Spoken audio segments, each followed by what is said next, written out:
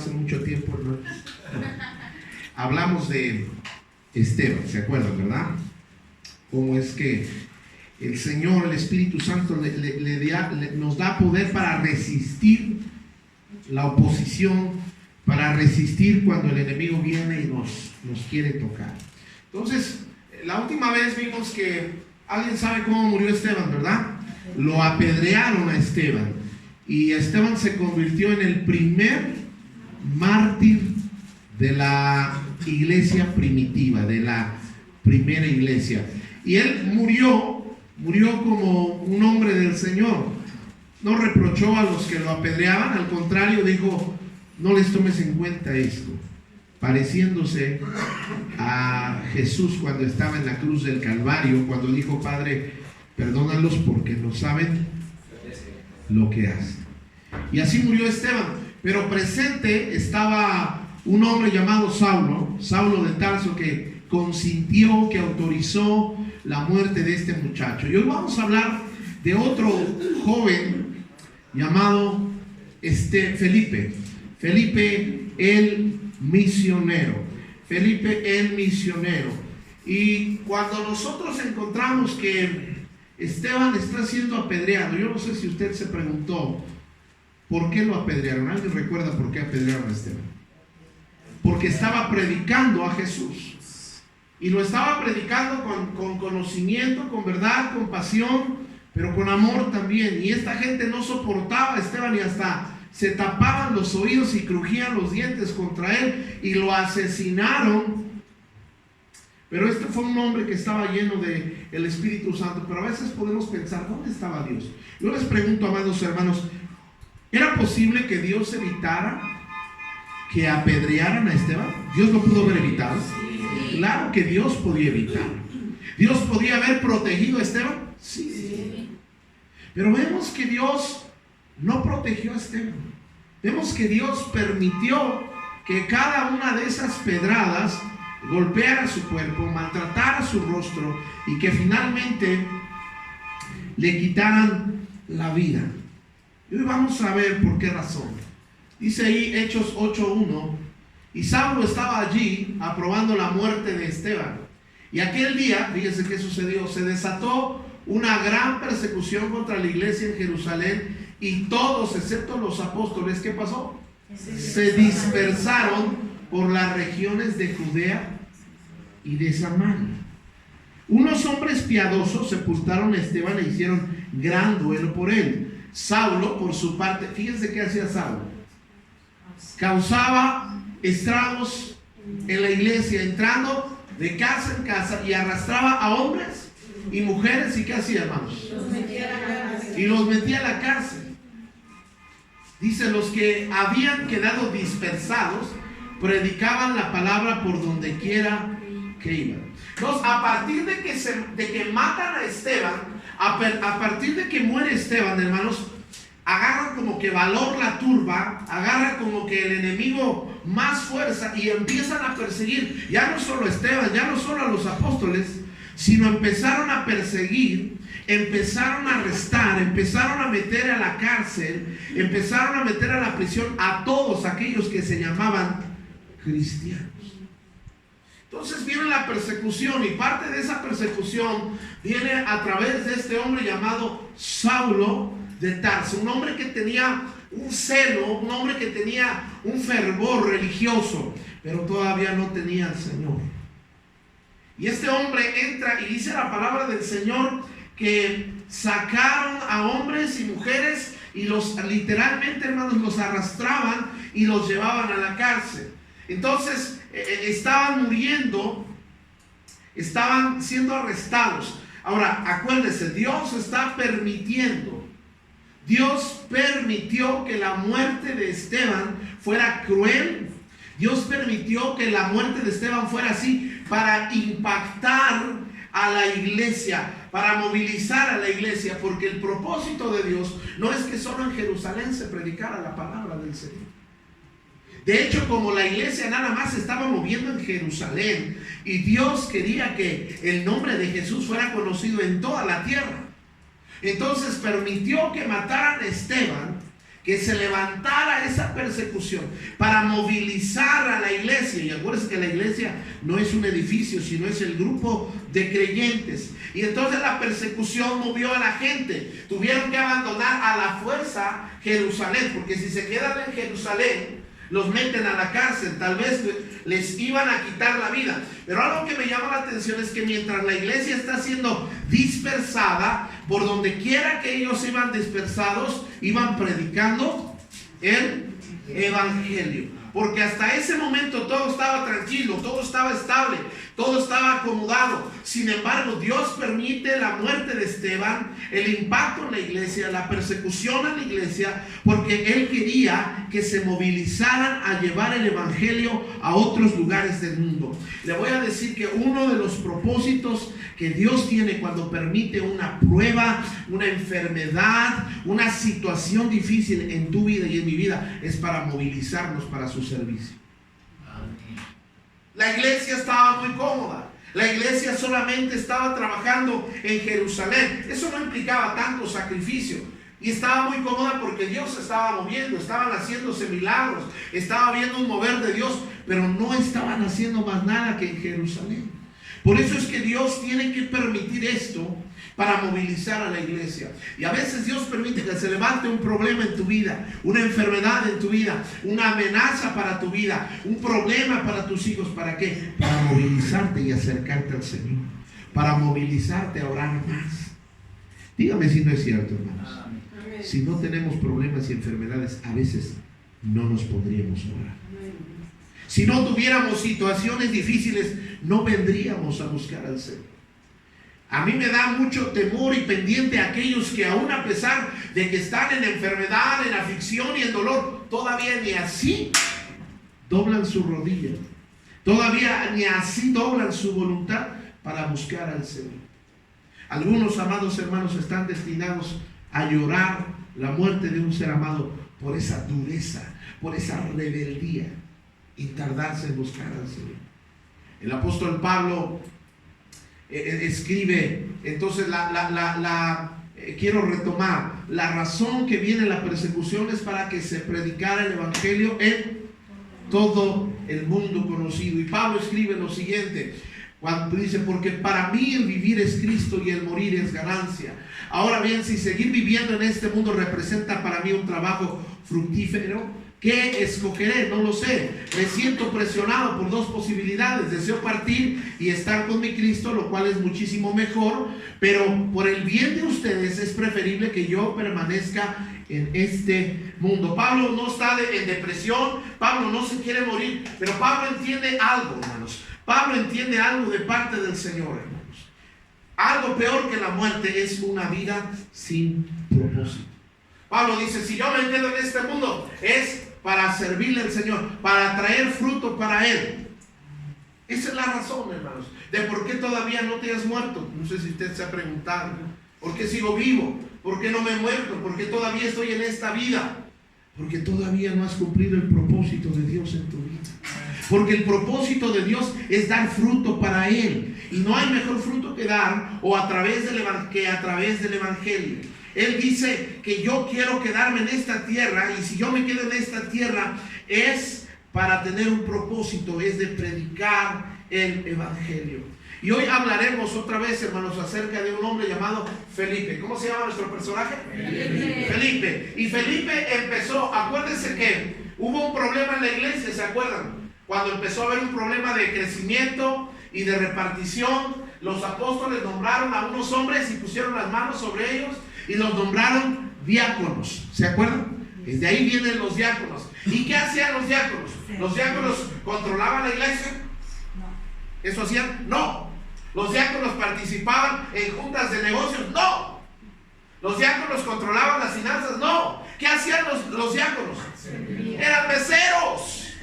Literalmente eran meseros. Ellos servían las mesas. Chavo, atiende a la viudita. Dale su agua, dale su porción de pan. Es lo que hacían los diáconos. Y vuelvo a mencionar, hermanos, porque hay lugares donde vamos. Estaba yo, he estado en lugares, hermanos, donde principalmente algunas iglesias tienen un gobierno donde los diáconos son los que dominan, los que gobiernan la iglesia. Y eso se ha salido de control, porque en la palabra de Dios los diáconos solamente eran meseros, servidores de la iglesia. Y Esteban era un diácono, pero Felipe también es un diácono. Servían juntos, eran diáconos. Entonces se puede decir que la carrera ministerial de Felipe empezó como mesero, servidor de mesas. Pero algo que me gusta es que Felipe servía a Dios donde sea y de la manera que sea, de la manera que él podía. No necesitaba un título para hacer algo por el Señor. Eso me gusta de Felipe. Dice, Felipe bajó a una ciudad de Samaria y les anunciaba a quién, hermanos. Ahora, recuerde eso, hermanos. Recuerde eso. Hay persecución. Felipe tiene que moverse. No es que Felipe fue enviado directamente a predicar el evangelio, pero Felipe va con su familia huyendo de Jerusalén porque hay persecución. El Señor les ha dado la persecución para que se expandan. Y donde quiera que va Felipe, va predicando y llega a una ciudad de Samaria. Y ahí Felipe empieza a hablar de Cristo, empieza a proclamar el nombre de Jesús, empieza a enseñar acerca de Jesucristo. Y eso nos enseña, hermanos, que a veces cuando tú y yo, ahorita lo vamos a ver, hermanos, pero hay gente que cuando tú y yo les queremos compartir el evangelio, no quieren nada con Cristo. Yo no sé si a ti te ha pasado que le quieres hablar a alguien y se enoja y se molesta. ¿Les ha pasado así? Sí. Que tú le dices, oye, quiero invitarte a recibir a Cristo. No, a mí no me hables de esas cosas. A mí no me estés molestando con eso del evangelio. No, yo soy católico. No, a mí no me molestes, tengo mi religión. No les estamos hablando de religión, pero ellos lo entienden como si les estuviéramos hablando de religión. A mí no me molestes con eso, yo estoy a gusto con eso. Y se enojan y a veces hasta maldicen. ¿Qué hacemos cuando las personas hacen eso? Nomás oramos por ellas, pero no les insistimos. Si alguien, escucha esto, hermanos, si alguien no quiere escuchar el evangelio es porque todavía no está listo. No insistas, no lo friegues, no lo irrites. ¿Sí me están entendiendo? Yo no sé si, hermanos, a veces es falta de sabiduría de nosotros. Ya se enojó, no quiere nada con Cristo. ¿Ya qué haces alegando con Él? No pierdas el tiempo ahí. ¿Sí me están entendiendo, hermanos? No está listo. Porque el evangelio no se bendiga ni se le obliga a recibir a nadie. Ahora, tampoco es, no me escuchaste, te vas a ir al infierno. Hermanos, no estamos para condenar a la gente. Solitos se condenan. Usted no tiene que andar haciendo eso. Sea prudente, déjenlos en paz y predíquele a alguien que sí quiere escuchar. Amén, hermanos. Y eso me lleva al primer punto. Todos somos misioneros. Otra vez, ¿cómo comenzó Felipe, hermanos? ¿Cómo comenzó Felipe? Siendo un mesero. No era apóstol, no era pastor, no era profeta, no era maestro, no era evangelista, era un mesero. Pero es una persona que vio la necesidad de predicar a Cristo en otros lugares. Y quiero decirle en primer lugar, usted es un misionero cuando anda por la calle. Eres un misionero, hermano. Andando en la calle, tú eres un misionero. Háblenme todos. Estando en la calle, eres un misionero. Pero también en el trabajo, tú eres un misionero. Y no solamente en el trabajo, en la escuela. Secundaria, prepa, universidad, carrera, facultad, eres un misionero. En la colonia, aún allá en Iztapalapa, hermana, usted es un misionero. En Walmart o en Aurrerá o en Chedraui, donde usted vaya, usted es un misionero. O sea que donde quiera que nosotros vayamos, tenemos el deber de hablar de Cristo. ¿Sí me están escuchando, hermanos? Amén. A veces en el transporte público, en la combi, en el micro, en el metro, a veces en el taxi, o los más fresas en el Uber, pero tenemos chance de hablar de Cristo, hermanos, en todo lugar. Somos misioneros. Repita conmigo, yo soy un misionero. Allá donde está Rafita, allá en Lázaro Cárdenas, en la escuela de Marina, yo sé que Dios lo va a poner a platicar de repente con alguien, y él, como ya es un hijo del Señor, como ya conoce de Cristo, él es un misionero. Es un misionero. Pero allá donde está el hermano Germán, vende jueves, viernes, sábado, quesadillas, pambazos, gorditas, tacos de suadero, tacos de bistec. Hermanos, es una cosa bárbara. Las gorditas con una pico de gallo. Pero allá donde está sirviendo el hermano, donde vende el hermano y la hermana Mireya son misioneros. Donde quiera que nosotros andemos, somos misioneros. ¿Me están escuchando, hermano? Porque a veces se nos olvida. A veces vamos caminando y a veces alguien de repente nos cuenta su problema. Mira, cuando alguien se acerca y te cuenta su problema, te está diciendo, se está acercando porque Dios te lo puso en el camino para que lo ganes y tú le hables de Cristo y le compartas tu fe. Felipe, donde quiera que andaba, hermanos, iba predicando a Cristo. Y miren lo que empezó a hacer al oír a Felipe y ver las señales que hacía. Mucha gente se reunía y todos prestaban atención a su mensaje.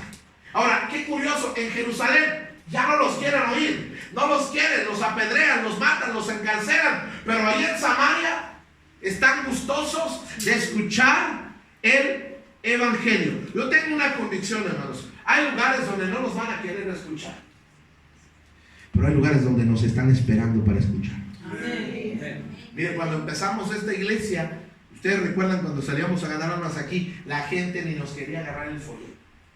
No nos querían ni abrir la puerta.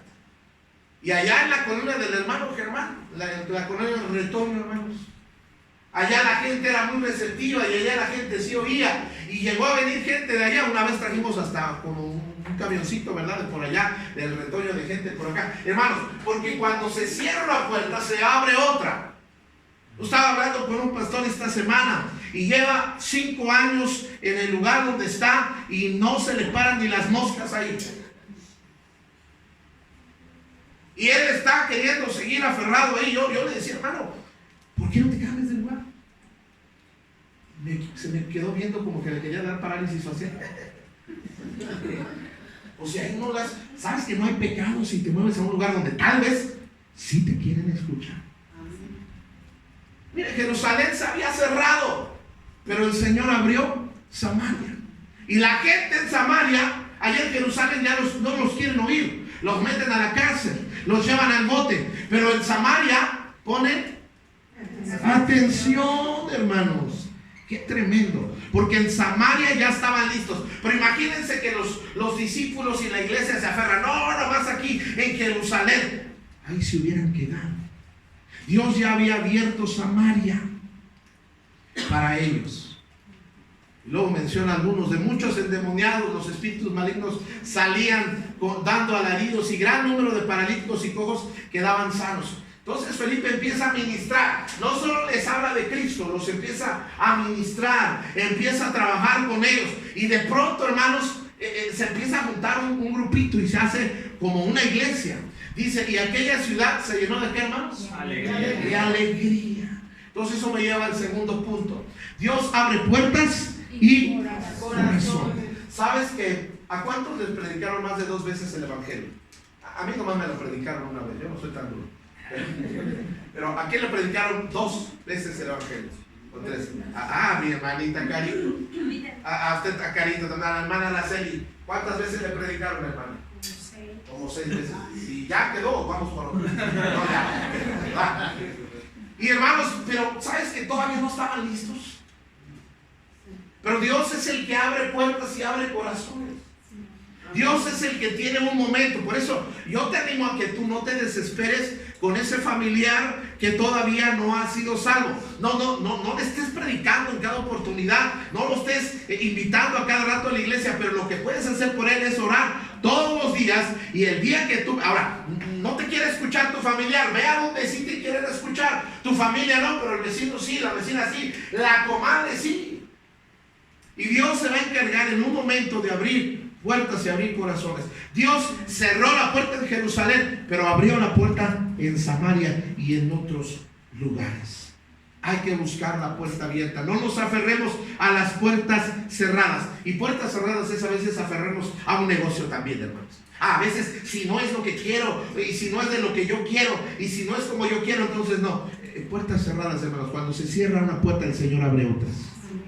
Dios abre puertas, Dios abre corazones. Y Felipe, hermanos, empieza a hacer uso de la palabra. Ahora, acuérdate, no es pastor, no es apóstol, no es evangelista, no es maestro, no es profeta, es un mesero, es un diácono. Pero es un hombre que no le importa el título, es un hombre que lo que le importa es servir al Señor. Y Dios empieza a usar a este hombre, y tanto lo usó, hermanos, que le decía yo que a veces vamos a encontrar con gente que no quiere escucharnos, ¿verdad?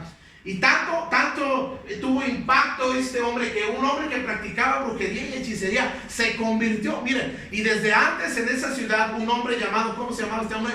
Simón, que jactándose de ser un gran personaje, practicaba la hechicería y asombraba a la gente de Samaria. Todos, desde el más pequeño hasta el más grande, le prestaban atención y exclamaban: este hombre es el que llaman el gran poder de Dios. Dice, los seguían porque mucho tiempo los había tenido deslumbrados con sus artes mágicas. Pero cuando creyeron a Felipe, que les anunciaba, ¿qué, hermanos? Las buenas nuevas del reino de Dios y del nombre de Jesucristo, tanto hombres como mujeres, ¿qué hacían, hermanos? Se bautizaban. Y esto es algo bien importante, hermanos. Dice, Simón mismo creyó, se entregó. El domingo les voy a pasar la foto del pastor Mijail. El pastor Mijail es un pastor cubano. Él es blanco, güero, y se casó con una negrita como la noche, ¿verdad? Y negrita, pero era modelo, nada ciego, era modelo, la negrita, andaba en Alemania y Francia, no sé dónde estaba. Pero este hombre, hermanos, estaba ya entrenándose, ya tenía que pagar nada más, porque todo eso se paga, porque se iba a ordenar como sacerdote satánico. Pero el poder del evangelio lo transformó. Y esto es lo que le pasó a Simón. Simón tiene hechicería, Simón tiene brujería y tiene poder espiritual. Le había sido dado un poder, pero no era mayor que el poder de Dios. Entonces dices, y Simón mismo creyó. Y esto es algo bien interesante, hermanos. ¿Por qué creyó? Porque Dios tocó su corazón. Miren, algo que le voy a recomendar es: no juzgue a las personas por su exterior. No juzgue a las personas porque no, ese no va a querer, se ve que es bien fanático, no, ese se ve que es esto, ay no, ese se ve que es brujo, es santero. Todos necesitan a Cristo, todos. Y el poder del Señor es para todos, y a todos puede traernos libertad. Este escuchó el mensaje de Dios y Dios tocó su corazón, y luego empieza a decir que se bautizaron, ¿verdad? Y Simón el mago se bautizó, y luego vamos a ver que la gente empezó a bautizarse. Pero ¿cuándo se bautizaron? Dice que después de haber recibido la palabra. Uno no se bautiza antes de recibir la palabra. A ti te bautizaron de bebé, a ti te tumbaron los cuernitos cuando eras bebé con el bautismo, pero ese bautismo delante del Señor no es reconocido. ¿Por qué? Porque tú todavía no habías creído. Tus únicas palabras eran agú, agú, tatá. Pero ahora que eres adulto, tú puedes confesar que Jesús es el Señor y que tú le has creído y que quieres estar en obediencia con el Señor. Amén. Entonces, la gente se dice, hombres como mujeres se bautizaban. Cuando los apóstoles, acuérdense, Felipe no es pastor, no es profeta, es un diácono, y los diáconos se dedicaban a servir las mesas. Entonces llegaron los apóstoles. Cuando se les llega la noticia, oye, allá ese Felipe, el Señor lo está usando, ese Felipe, ya se juntó una iglesia, ya la iglesia de Samaria ya estaba creciendo. Todos los apóstoles, dice, cuando los apóstoles que están en Jerusalén se enteraron de lo que los samaritanos habían aceptado la palabra de Dios, les enviaron a quién, hermanos, a Pedro y a Juan. Estos al llegar oraron por ellos para que recibieran, ¿qué, hermanos? El Espíritu Santo, porque el Espíritu Santo no había descendido sobre ninguno de ellos, solamente habían sido bautizados en el nombre del Señor Jesús. Entonces Pedro y Juan les impusieron las manos y ellos recibieron el Espíritu Santo. Y eso nos lleva al tercer punto, hermanos, que el tercer punto es el bautismo en el Espíritu Santo o la llenadura del Espíritu Santo. Al recibir a Cristo, el Espíritu Santo viene y nos sella. Y eso nos da una seguridad eterna de salvación. Pero ese es el sello. Y luego viene el bautismo en agua. Ese es un símbolo de identificación. Es mi fe públicamente diciéndole a todos, yo he creído en Jesús. Amén. Pero luego viene este asunto que es el bautismo del Espíritu Santo o la llenadura del Espíritu Santo. Y por aquí algunos es donde empiezan a tropezarse y a hacerse tantas preguntas y luego empiezan a decir, no, pues es que si tú no has hablado en lenguas, tú no has sido bautizado en el Espíritu Santo. Sin embargo, hermanos, la llenadura del Espíritu Santo no es solamente o el referirse a hablar en lenguas. La llenadura del Espíritu Santo es una persona llena del Espíritu Santo puede orar por otra y Dios obra de manera poderosa a través de esa oración. Una persona llena del Espíritu Santo puede salir a ganar almas y traer una multitud a los pies de Cristo porque está llena del poder del Espíritu Santo. Un hombre puede pararse y predicar sin tener tanto conocimiento teológico, pero lleno del Espíritu Santo, impacta a toda una iglesia. Esa era la llenadura del Espíritu Santo. Es igualmente bautizado, es ser sumergido espiritualmente. ¿Sabe? A algunos de nosotros nos hace falta sumergirnos en su Espíritu Santo. Que lo llene el Espíritu Santo. Ese sentimiento de cada semana de desánimo, ese sentimiento de que ya no quiero venir a la iglesia, ese sentimiento de estar poniendo los ojos en las personas, es que te hace falta ser lleno del Espíritu Santo. Cuando una persona está llena, no se anda fijando en la gente, no se anda fijando en quién falla, no se fija en quién viene, no se fija en quién da, quién hace y quién no hace, porque esa persona está llena y no necesita más nada que el Espíritu Santo de Dios. Puede tener dinero, puede tener casas, pero hay un vacío que solo el Espíritu Santo de Dios puede llenar en nosotros. Necesitamos ser llenos, ser vaciados de nosotros mismos, de nuestra amargura, de nuestro dolor, de nuestro enojo. Ay, cuando viene el Espíritu Santo y nos llena, hermanos, hay una paz enorme en nuestros corazones. Hay un discernimiento espiritual. Dice Efesios, no se emborrachen. Dígale a su vecino, hoy te hablo. No se emborrachen con vino, que les lleva al desenfreno. Al contrario, sean llenos de qué, hermanos. O sea, yo me debo de llenar del Espíritu Santo. Pero algunos estamos llenos de otra cosa. Algunos estamos llenos de envidia. Algunos estamos llenos de materialismo, llenos de amor al dinero. Estamos llenos de relaciones tóxicas. Está de moda ese concepto. Estamos llenos de amargura, estamos llenos de envidia, estamos llenos de codicia, estamos llenos de impureza, estamos llenos de la tecnología, estamos llenos de la inmoralidad, pero no estamos llenos del Espíritu Santo. Estamos llenos de preocupaciones, estamos llenos de estrés, pero no del Espíritu Santo. Y necesitamos estar llenos del Espíritu Santo. Y esto nos trae algunas cosas a motivar. ¿Para qué quiero ser lleno yo del Espíritu Santo? ¿Qué me mueve a ser lleno del Espíritu Santo? Porque acuérdese, Simón el Mago, cuando ve que los apóstoles están poniendo las manos sobre la gente y la gente recibe el Espíritu Santo, es visible el poder, hay una señal de Dios en ellos y eso le llama la atención y él quiere, y quiere tanto ese poder que les ofrece una lana a los apóstoles. Dinero para poseer ese dinero. Y Pedro que le pone una regañada, Pedrito. Al ver Simón que mediante la imposición de manos los apóstoles se daba el Espíritu Santo, ¿qué hizo, hermanos? Era corrupto. Quería darle mordida a Pedro y a Juan. Ahora, en estos tiempos estamos tan bravos que te vamos a aceptar una mordida sin beneficio. Dice que les ofreció dinero y les pidió: denme también ese poder para que todos a quien yo les imponga las manos reciban el Espíritu Santo. Y miren lo que le contesta Pedro. Que tu dinero perezca. ¿Cómo hay gente que todo lo quiere resolver con dinero? Hay gente que quiere apantallar con su dinero. Hay gente que vive presumiendo su dinero. Pero mira, lo hemos dicho otras veces, el dinero puede comprar una casa, pero no un hogar. El dinero puede comprar una cama, pero no el sueño. Puede comprar medicina, pero no la salud. Puede comprar una amistad, pero no puede comprar el amor. Todo eso puede comprar el dinero.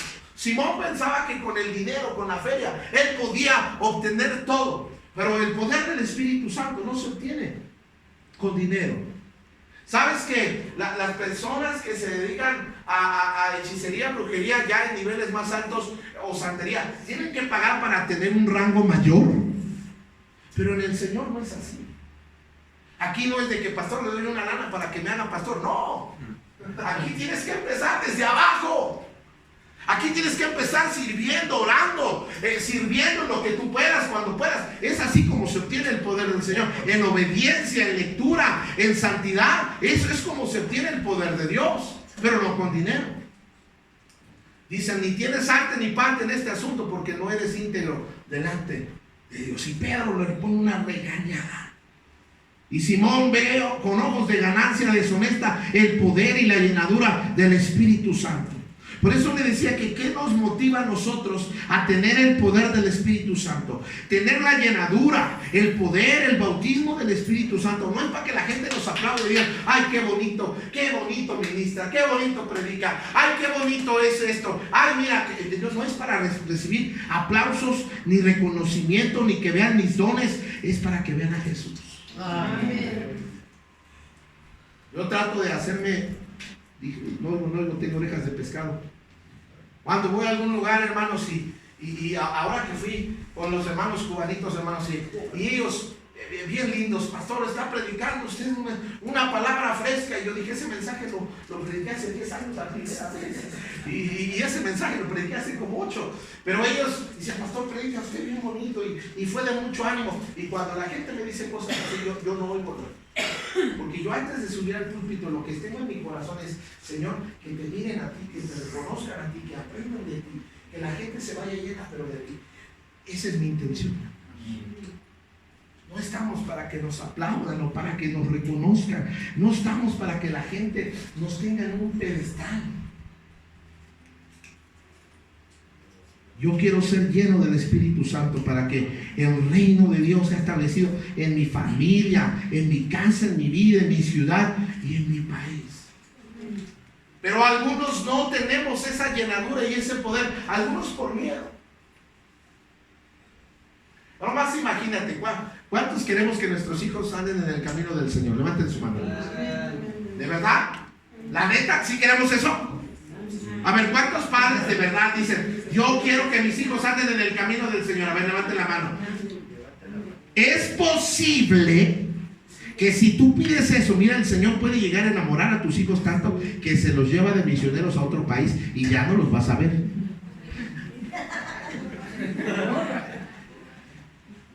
Ay, no lo rechazas, ¿no es cierto? Te engañé. ¿Sí me entienden, hermanos? Hay miedo a veces. ¿Y qué si el Señor te llama a ti? ¿Y qué si te pega esa locura del amor en Cristo? Y no más imagínense, hermanos, que al hermano Miguel se le metiera el llamado del Señor, que dijera, pues ahí les dejo la casa. Y me voy a Torreón a predicar el Evangelio, hermanos. Y allá va a empezar a batallar porque el hermano Miguel allá no tiene casa.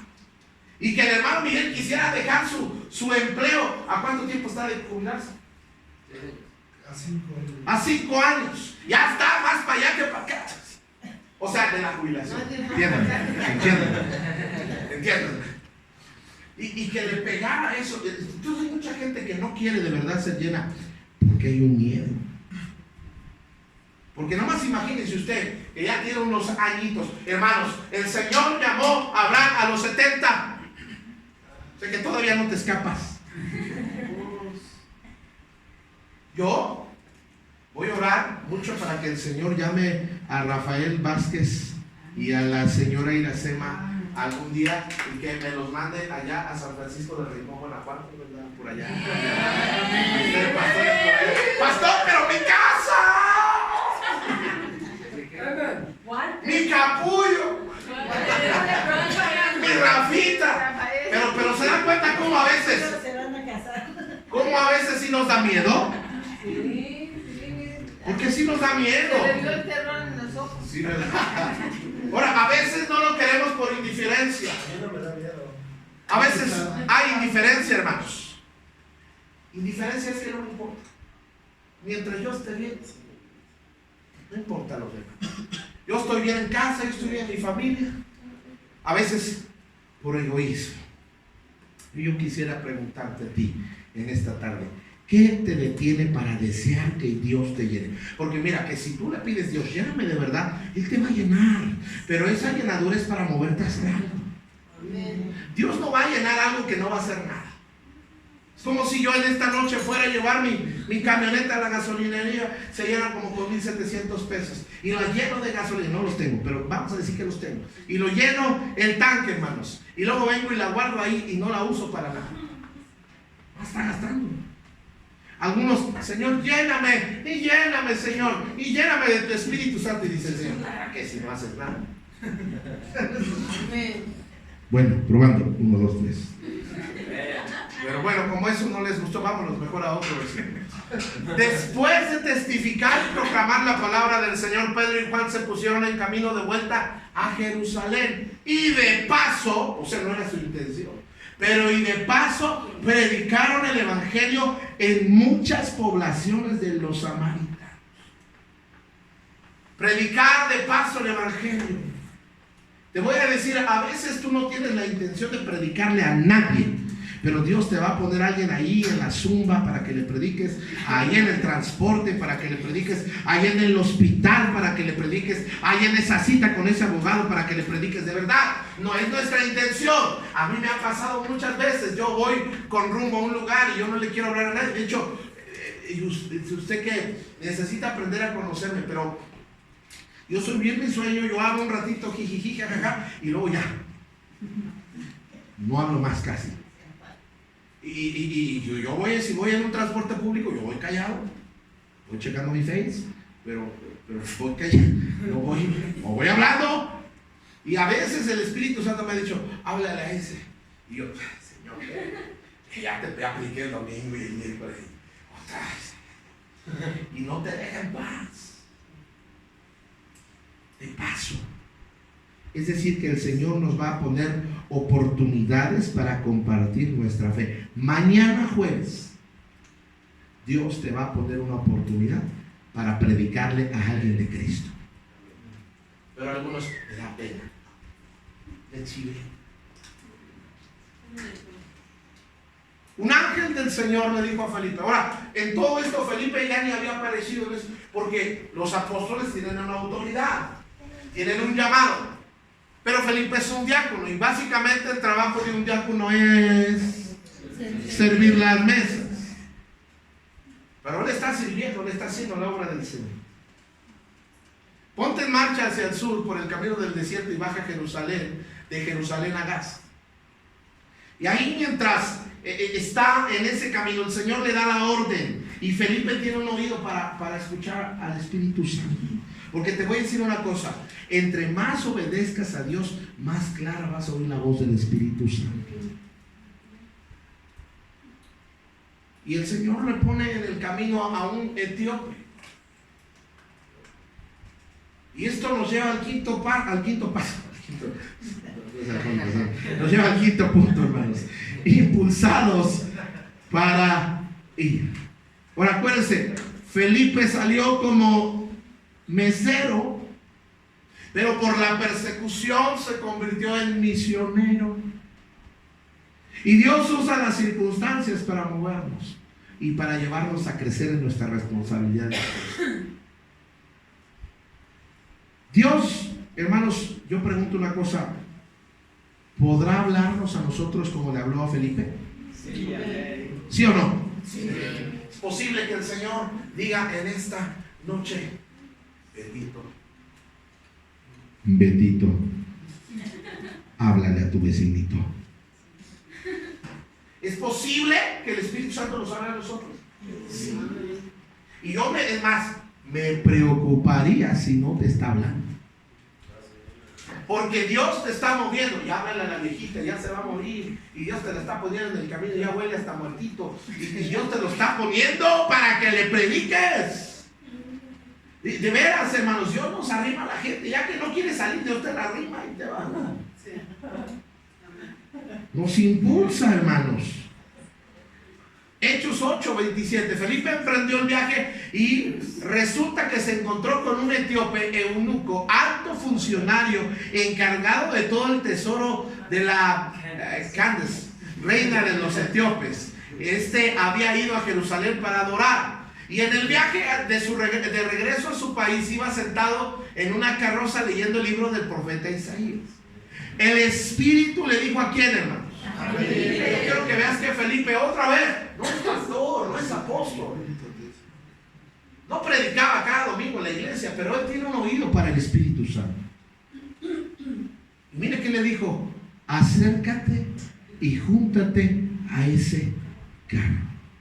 Ahora, era un alto funcionario, llevaba una carroza, y la carroza solamente la podían tener en aquellos días gente de mucho poder. Pero como era un alto funcionario, era el tesorero, era el ministro de finanzas de aquel país, ¿usted cree que no iba protegido? Llevaba seguridad. Sin embargo, el Señor le dice: mira, Felipe, yo creo que te acerques. Y Felipe no se puso a pensar: ¿y qué tal que no me dejan pasar? ¿Y qué tal que me arrestan? ¿Y qué tal que me quieren acusar de un atentado al etíope? Bueno, más fue y obedeció la voz del Señor. Y Felipe se acercó deprisa a la carroza, y al oír que aquel hombre leía al profeta Isaías, le preguntó: ¿acaso entiende usted lo que está leyendo? Y le contesta: ¿y cómo voy a entenderlo? Contestó: si nadie me lo explica. Así que invitó a Felipe a subir a sentarse con él. Van en el desierto, van en el calor, y de repente se acerca a obedecer al Señor, y ya los salva de estar caminando y los suben ahí a la carroza, hermanos, con aire acondicionado, de los que van a un lado así, juguito, Felipe, sí, como no, una comidita. Y ahí está Felipe, hermanos, y le pregunta: ¿usted entiende lo que lee? Y yo quiero invitarle en esta semana, estamos en miércoles, de aquí al domingo, hermanos, que tú busques a alguien con quien sentarte. Puede ser con tu esposo, con tu esposa, con tu hijo, con tu hija, o con un vecino, con una amiga, a que te sientas a leerle un pasaje. Puedes leerle la historia del hijo pródigo, puedes leerle la historia del alfarero, de Jeremías, pues cualquier parte. Siéntate y nomás léele la escritura. ¿Sabes que la gente tiene religión pero no sabe leer la Biblia? ¿Cómo van a entender si no se han discipulado? No, esa es otra cosa. Pero esa es la cosa. El reto, la tarea para los que vinieron. Ay, ¿para qué vine hoy? Para decir. La tarea para ustedes es que busque a alguien a quien leerle una historia de la Biblia, aunque sea corta. Y usted me va a decir la próxima semana cómo se sintió y cómo lo recibió aquella otra persona. Ahora Felipe dice: Señor, ¿para qué me mueves? Aquí en Samaria todo está saliendo bien, estamos teniendo éxito, la iglesia está creciendo, estamos empezando ministerios, ¿para qué me mueves? Pero se movió en obediencia para el Señor. Y se encuentra a este hombre. El pasaje de la escritura que estaba leyendo era el siguiente: como oveja fue llevado al matadero, y como cordero que enmudece ante sus tranquiladores, ni siquiera abrió su boca. ¿Qué pasaje es ese? Ustedes saben. Isaías 53. Una profecía acerca del Mesías. Y entonces Felipe le empieza a hablar: mira, esa profecía, ¿de quién está hablando? Es de Jesús. Y le habla de Jesús y lo dirige a que entregue el etíope su vida a Jesús. Y luego, ya entrados en ánimos, entonces Felipe, comenzando con ese mismo pasaje de la escritura, le anunció las buenas nuevas acerca de Jesús. Y este hombre dice: oye, aquí hay agua, ¿quién impide que yo sea bautizado? Y luego lo bautizó. Por eso nos lleva al número 6. Ya estoy por terminar, hermanos. El poder de la palabra. El poder de la palabra. Dice, y yendo de camino, llegaron a cierta agua y dijo el eunuco, ¿qué hay agua? ¿Qué impide que yo sea bautizado? Felipe dijo, si crees de todo corazón, bien puedes. Y respondiendo dijo, creo que Jesucristo es el Hijo de Dios. Y mandó parar el carro y descendieron ambos al agua, y Felipe y el eunuco, y le bautizó. Otra vez, ¿quién es el que se bautiza? El que ha creído. Entonces, si tú ya creíste en Jesús, si Jesús ya está en ti, ¿cuál es el siguiente paso? Bautizarse. Porque la palabra de Dios es viva y eficaz, más cortante que toda espada de dos filos, que penetra hasta el alma, hasta partir el alma y el espíritu, las coyunturas y los tuétanos, y discierne los pensamientos y las intenciones del corazón. Así de poderosa es la palabra de Dios. Todos los cambios que hemos hecho en nuestra vida son gracias a la palabra de Dios. No es que nos lavaron el cerebro. Bueno, sí nos lo lavaron con la palabra de Dios. No es una religión. No, yo no voy a esa iglesia porque ahí te prohíben. No, aquí no le prohíbo nada. De veras, pastor, usted no va a prohibir. No le prohíbo. Usted puede hacer lo que quiera. Pero el Espíritu Santo, si está entre usted, le va a redarguir. Y esto, por último, hermanos, nos lleva a una acción. ¿Nos lleva a una qué, hermanos? Acción. Porque no solo venimos a oír la palabra o a llenar nuestra cabeza de información bíblica, es a ponerla en práctica. Por eso hay 4 acciones que debemos de tomar en nuestra vida, y con esto termino y nos vamos a los tacos de suadero y de carnitas que usted va a invitar. 4 acciones que debemos tomar en nuestra vida. La primera acción que toda persona debe tomar en su vida es recibir a Jesús en su vida, hacerlo Señor y Salvador de su alma. Eso es lo más importante, eso es lo primordial, porque de eso depende su eternidad. Las buenas nuevas es decirle a la gente lo que Jesús hizo, la obra de Jesús en la cruz del Calvario, que vino y pagó por mis pecados y toda mi maldad y toda mi impureza y mi iniquidad, y la clavó a la cruz. Él murió y al tercer día resucitó. La primera cosa que toda persona debe hacer es recibir al Señor Jesús en su vida. Amén. Amén. Si tú ya lo hiciste, ¿cuántos ya hicieron este primer paso en su vida? Levante su mano. Paso número 2. Si tú ya tienes al Señor en tu vida, el paso número 2 es ser bautizados en agua. No con agua, porque si fuera con agua, con una rociadita quedabas, pero es con agua, sumergido. Porque es un símbolo de la muerte, del entierro de Cristo y de la resurrección de Cristo. Pues tiene que ser bajo agua. Es la segunda determinación, la segunda cosa importante. Antes de ver con quién me voy a casar y a qué me voy a dedicar, tengo que poner en orden esto. Tener al Señor en mi vida, en mi corazón. Haberme bautizado. Y número 3, ser bautizados o llenos del Espíritu Santo. Esto lo debo de buscar en mi vida.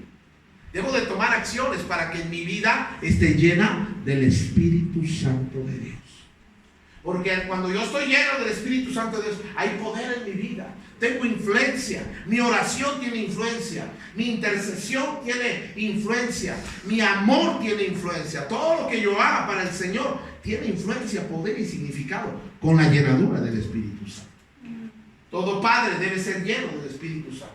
Toda mamá debe ser llena del Espíritu Santo. Todo esposo debe ser lleno del Espíritu Santo. Toda esposa debe ser llena del Espíritu Santo. Toda suegra debe ser 3 veces llena del Espíritu Santo. Todos debemos ser llenos del Espíritu Santo. Amén, hermanos. Y por último, ya nos vamos a la casa, hermanos, después de ofrendar. Compartir nuestra fe con otros. Eso es lo que debemos hacer. Ok, yo ya recibí la palabra. Yo ya tengo a Jesús en mi corazón. Yo ya me bauticé en aguas. Yo estoy siendo lleno del Espíritu Santo. Estoy intentando. Dios me está llenando cada día, porque esto se busca cada día. Y ahora yo debo compartir mi fe con otra persona. Y para esto, hermanos, estamos queriendo hacer otras cosas. ¿verdad? Pero parte de ellas es que estamos orando para abrir dos casas más, ¿verdad? Para poder tener una célula por allá y otra célula por acá, para poder compartir en otros lugares nuestra fe. Y el sábado vamos al hospital. A propósito, 10 tortas si puede, hermanos, de frijol, aunque sea. Allá en Cuba, hermanos, el pastor Alberto, salimos a un viaje de la comunidad del Cotorro, que es en La Habana, hacia Matanzas, y por ahí llevó tortas, ¿verdad? Bueno, un pan, y les dice a los otros pastores que íbamos ahí, ¿quieren ya su pan con mayonesa? Y entonces yo le digo, ¿pero mayonesa con qué? No, con mayonesa. Yo digo, es que yo la quiero con jamón y con salchicha, pero no, nomás era con mayonesa. ¿Por qué dije eso? Ah, por las tortas. Por las tortas del hospital. Porque necesitamos llevar tortas. Ahora, a lo mejor no vamos a dar café a las 10 de la mañana. Nos vemos para salir aquí el sábado. Pero agua de sabor, pues, algo podemos dar. ¿Sí me están entendiendo, hermanos? Y allá en el hospital va a haber chance de compartir su fe. Es más, si usted dice, pastor, yo no sé cómo ganar a más, nomás dile a cualquier persona, oiga, me deja orar por su enfermito. Uy, hermanos, ¿quién no va a querer? Claro que sí, ore por mi enfermo, ore por mí. Tenemos que compartir nuestra fe. Como usted está viendo en el libro de Hechos, la iglesia se estaba moviendo. Y si no se mueve por la buena, el Señor envía persecución. Yo le pregunto a la iglesia Casa de Dios, ¿cómo queremos que Dios nos mueva? ¿Por la buena? Sí. ¿O por persecución? Por la buena. No, Señor, por la buena. Tú los oíste, Señor. Este año 2019, todavía no llegamos a la mitad del año, ¿verdad? ¿En junio? Ya, estamos a la mitad, hermanos, del año. Ya te aventaste 6 meses echándote la pinta de los cultos y no sirviendo en nada. Oye, échate los otros 6 meses ya sirviendo al Señor, ganando almas, orando, participando, sirviendo. Alguien está aquí en esta noche. Allá donde usted esté. Mira, el hermano Rafita se va para Lázaro Cárdenas. El pastor Armando se va para Torreón. El hermano Germán se va para el Retoño. Pero donde quiera que andemos. La hermana Iracema se va aquí a la Reforma Exclusiva. Pero donde quiera que andemos, hermanos, demos testimonio de Jesús. Seamos una iglesia. Otra vez, Felipe no era pastor, era un diácono, pero era un hombre que quería servir al Señor. Vamos a cerrar nuestros ojos un poco.